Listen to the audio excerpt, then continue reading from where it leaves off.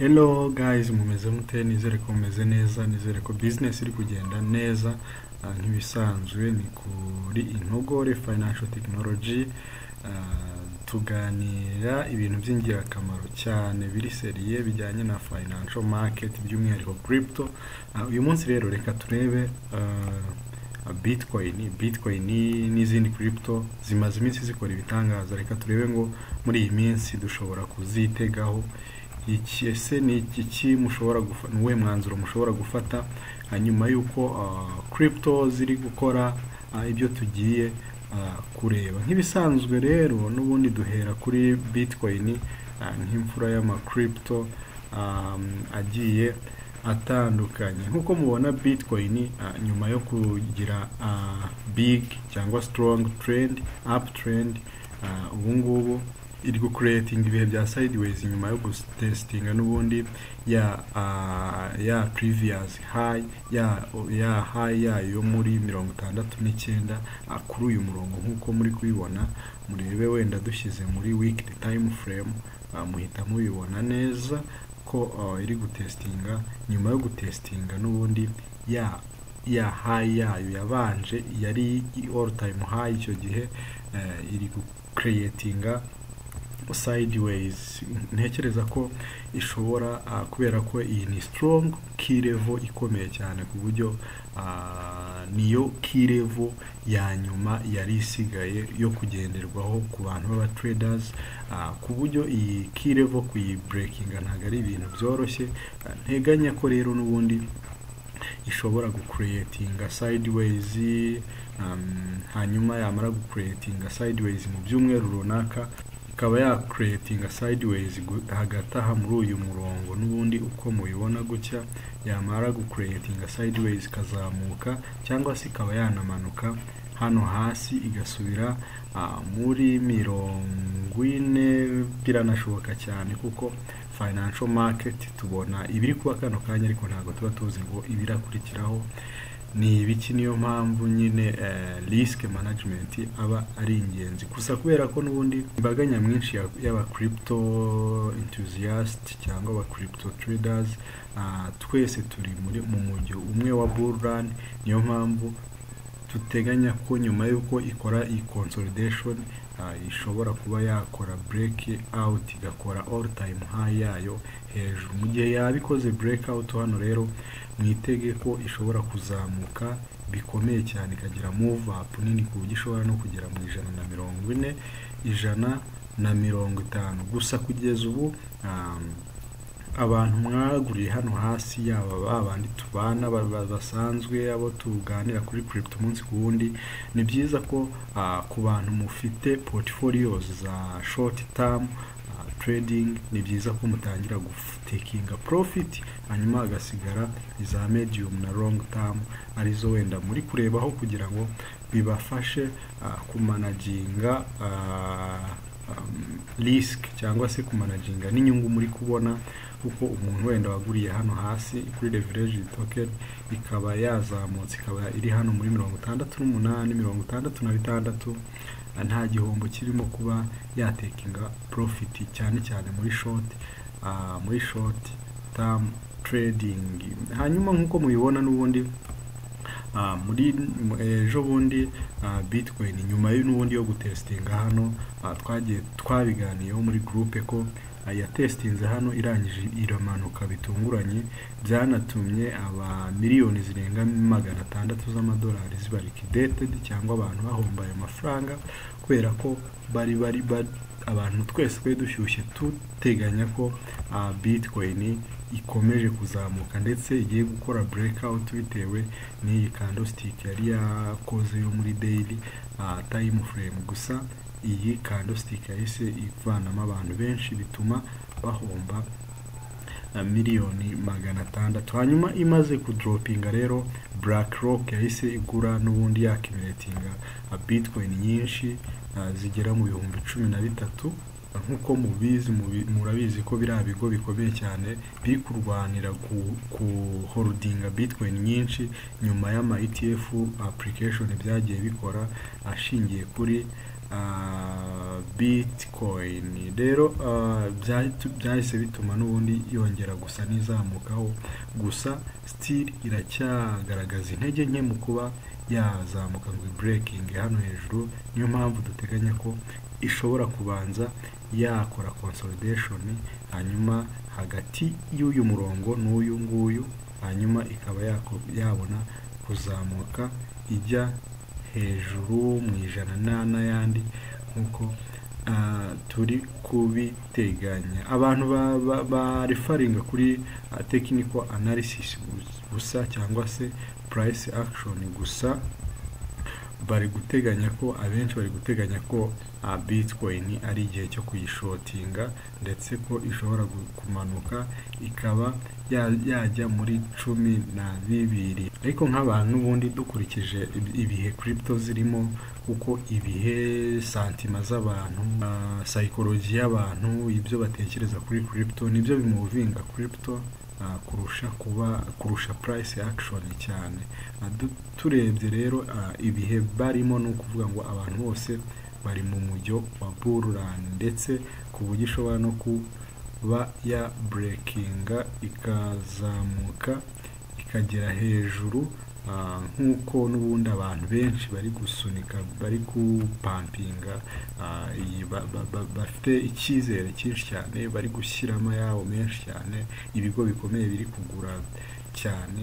Ntabwo mpamya ko direct uyu munsi Bitcoin koko iyi yabi creatinze entry yo kuba umuntu yakinjiramo short ku buryo take profit yaba 20. Remember, buri kintu cyose kirashoboka cyane, ntago mbihamye 100% ko bitabaho, ariko n'ubundi mbiha amahirwe make ko byabaho. Nubwo bishoboka ko byabaho, ariko mbiha amahirwe makeya. Gusa birashoboka ko ya testinga hano hasi muri 50, ndetse ikaba yanagera hano muri 40 nanone, ariko biragoye ko yakongera gusubira hano hasi muri iyi minsi ngo isubire hasi muri za 30-25.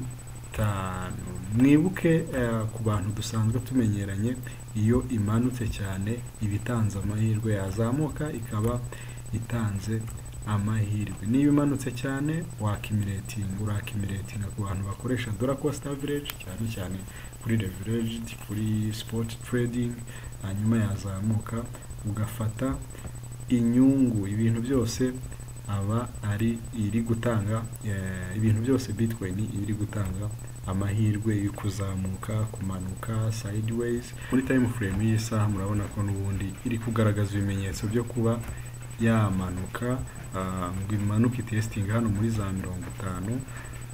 Nta bushake bunini ifite bwo kuba yazamuka cyane. Ukurikije n'iyi move yabayeho ikaba yongeye gutestinga, birashoboka ko ari igihe cyo kongera gushotinga cyangwa kumanuka ikagera muri 50 cyangwa se 57, biterwa naho na key level ishaka kubahiriza.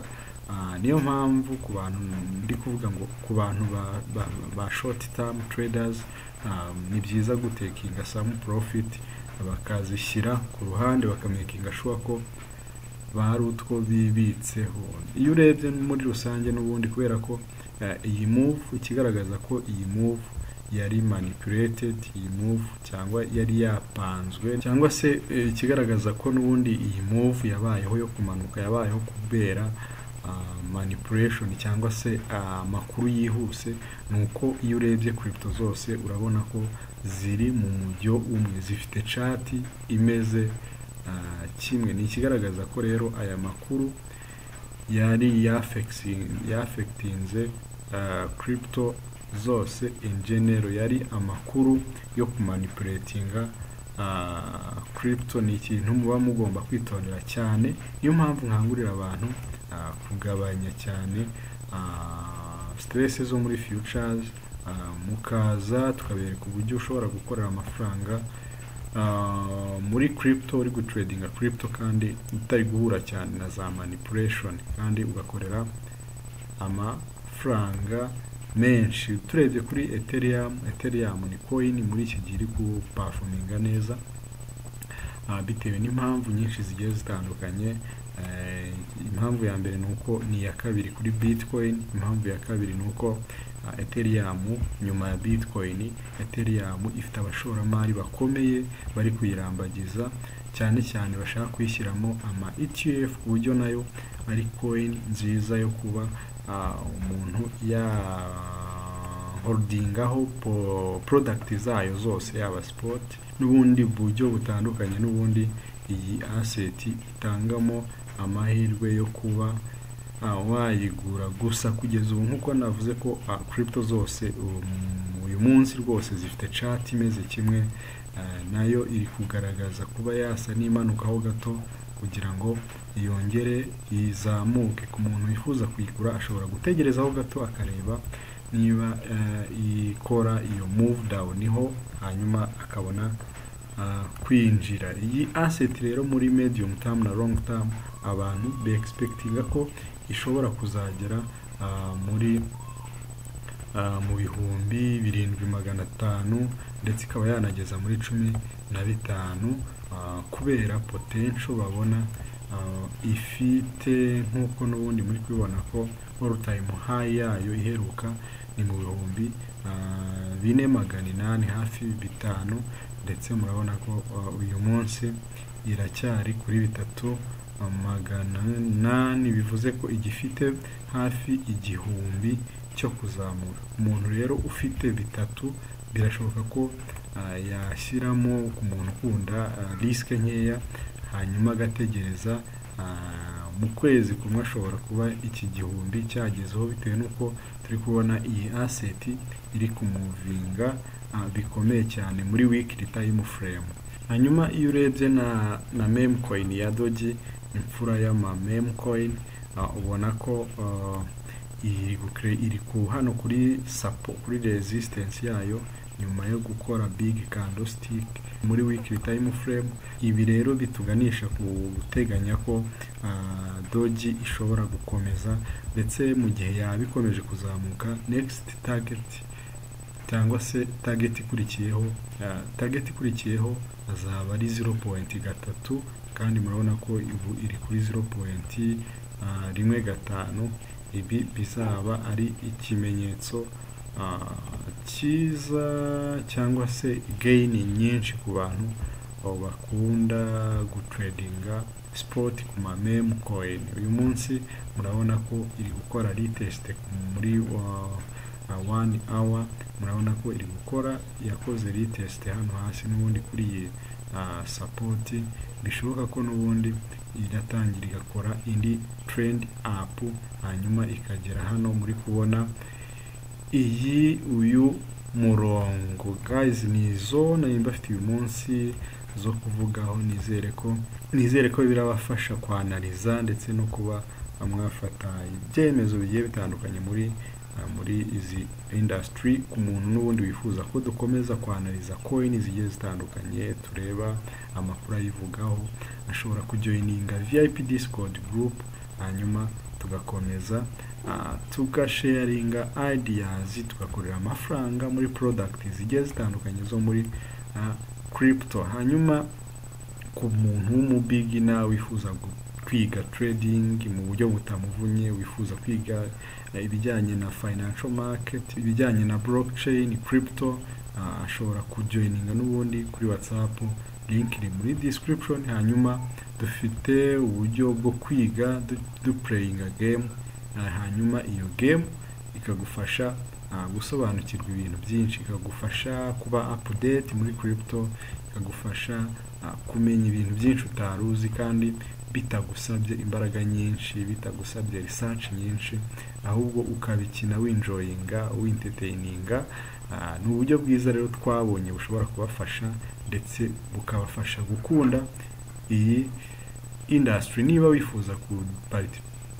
wifuza kujoininga izo event zigiye zitandukanye, ushobora n'ubundi kutwandikira tukagushyira muri groupe ya WhatsApp. Guys, nivyo mbafite uyu munsi. Murakoze cyane, ndabemera cyane. Ciao.